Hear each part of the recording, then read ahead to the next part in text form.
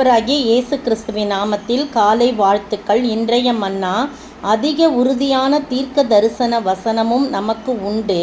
பொழுது விடிந்து விடிவெள்ளி உங்கள் இருதயங்களில் உதிக்குமளவும் இருளுள்ள ஸ்தலத்திலே பிரகாசிக்கிற விளக்கை போன்ற அவ்வசனத்தை கவனித்திருப்பது நலமாயிருக்கும். 2 பேதுரு 1 அதிகாரம் வசனம் 19. எதை கவனிக்கணுமா? பொழுது விடிந்து விடிவெள்ளி உங்கள் இருதயங்களில் உதிக்கும் அளவும் இருளுள்ள ஸ்தலத்தில் பிரகாசிக்கிற விளக்கை போன்ற அவ்வசனத்தை கவனித்து பாருங்கள். ஆண்டவருடைய வார்த்தை இருளில் இருந்து பிரகாசிக்கிற விளக்கை போன்றது என்று சொல்லப்பட்டிருக்கிறது. சங்கீதத்தில் கூட போடப்பட்டிருக்கு. 119ஆம் சங்கீதத்தில் அவருடைய வேத வசனம் நம் பாதைக்கு வெளிச்சமும் கால்களுக்கு தீபமாய் இருக்கிறது என்று சொல்லப்பட்டிருக்கிறது. பாதைக்கு வெளிச்சமோ கால்களுக்கு தீபமாய் இருக்கிறது. உறுதியான தீர்க்க தரிசன வசனமும் நமக்கு உண்டுன்னு சொல்லப்பட்டிருக்கு. பேதுரு, அப்போஸ்தலனாகிய பேதுரு கர்த்தருடைய பிள்ளைகளுக்கு, அருமையான விசுவாசத்தை பெற்றவர்களுக்கும் இயேசு கிறிஸ்துவனுடைய நீதியால் எங்களைப் போல அருமையான விசுவாசத்தை பெற்றவர்களுக்கு எழுதுகிறதாவது என்று சொல்லப்பட்டிருக்கிறது.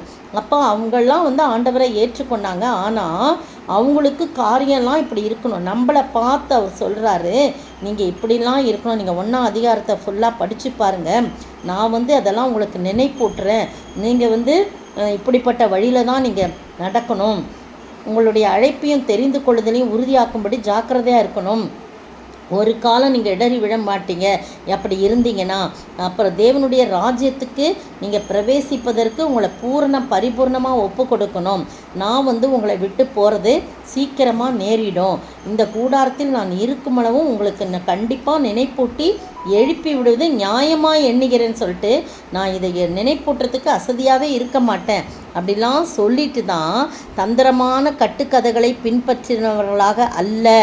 கண்டதையும் போய் என்ன பண்ணக்கூடாது, அங்கே சொல்கிறேன் இங்கே சொல்கிறேன் இந்த மாதிரிலாம் நம்ம போகக்கூடாது. கவனித்து பார்க்கணும் எது உண்மையான தீர்க்க தரிசனம், எது உண்மையான வார்த்தைன்னு சொல்லி. ஏன்னா பிசாசு கூட இந்த நாட்களில் வேத வசனத்தை வைத்து ஏமாற்ற பார்க்கும்.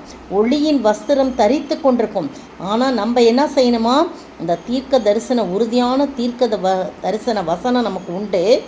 ஆனால் நம்ம எப்படி இருக்கணும்? இருதயங்களில் பொழுது விடிந்து விடிவெள்ளி உங்கள் இருதயங்களில் உதிக்கும் அளவும் இருளுள்ள ஸ்தலத்திலே பிரகாசிக்கிற விளக்கை போன்று இருக்கிற அவ்வசனத்தை கவனித்திருப்பது நலமாயிருக்கும். பாருங்க, யோவானை குறித்து சொல்லப்படுக்க அவன் எரிந்து பிரகாசிக்கிற விளக்காயிருந்தான். அவனே விளக்காயிருந்தான். அப்போ இந்த வேத வசனம் நமக்கு விளக்கை போல இருக்கிறது. வேதத்துள்ள பாருங்க, அடுத்த வசனம், வேதத்துள்ள எந்த தீர்க்க தரிசனம் ரொம்ப முக்கியம். இது சுய தோற்றமான பொருளை உடையதா இராமல் நீங்கள் முந்தி அறிய வேண்டது என்னன்னா, தீர்க்க தரிசனமானது ஒரு காலத்திலும் மனுஷருடைய சித்தத்தினாலே உண்டாகவில்லை. தேவனுடைய பரிசுத்த மனுஷர்கள் பரிசுத்த ஆவியினாலே ஏவப்பட்டு பேசினார்கள். அப்போது தீர்க்க தரிசனம் என்ற பேரில் அடுத்த அதிகாரத்தை நீங்கள் பார்த்தீங்கன்னா கள்ள தீர்க்கதரிசிகள், கள்ள போதகங்கள், இதெல்லாம் நமக்கு கட்டுக்கதைகள், தந்திரமாக பேசுகிற காரியங்கள் இதெல்லாம் இருக்குது. அதெல்லாம் நீங்கள் படித்து பார்க்கணும். ஏன்னா இந்த காலங்கள் ரொம்ப மோசமாக இருக்குது. நம்ம தரிசனங்களையும் கனவுகளையும் விட வேத வசனம் நமக்கு மிகவும் நம்பத்தக்கது.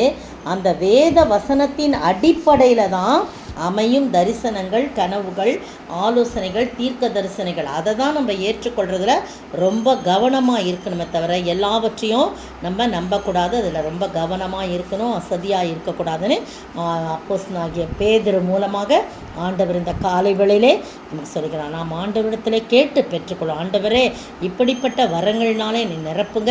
இப்படிப்பட்ட பொய் தீர்க்க தரிசனங்களுக்கும் கள்ள தீர்க்க தரிசனங்களுக்கும் நாங்கள் கவனமாய் பார்த்து கொள்ள எங்களை விலக்கி காத்து கொள்ளுங்க என்று சொல்லி நாம் ஜெபிக்க வேண்டும். உலகத்தில் நாம் வெளிச்சமாய் இருக்க ஆண்டவர் தாமே கிருபை செய்வாராக. அந்த வேத வசனங்களை நாம் ஏற்றுக்கொள்ளும்போது நாமும் உலகத்தின் வெளிச்சமாய் இருக்கிறோம். ஜெபிப்போம். உலகத்தின் வெளிச்சம் நீ, எழுந்து ஒளி வீசு, மலை மேல் உள்ள பட்டணம் நீ மறைவாயிருக்காதே, ஸ்தோத்தரிக்கிற ஆண்டவரே, துதிக்கிற ராஜா. மலைமேல் உள்ள பட்டணம் நாங்கள் மறைவாக இருக்கக்கூடாது.